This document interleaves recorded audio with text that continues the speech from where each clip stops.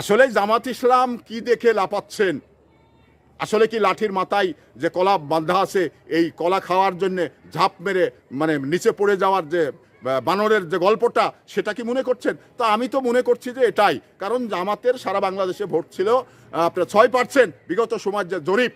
তো এবারে না হলে 10% হতে পারে। তো জামাত কিভাবে ক্ষমতায় যেতে চাই বা জামাত কিভাবে ক্ষমতায় যায়, এটা আমি মনে করি রাজনৈতিক কথা, আসল বেলায় কিন্তু সঠিক নয়। কারণ এখানে আপনার যদি পুঁজি না থাকে, তাহলে আপনি ধরে নিন আপনি হাটে গেছেন, আজকে হাট আপনার এলাকায়, আপনি হাটে গেছেন, এবার আপনার পুঁজি হলো 500 টাকা।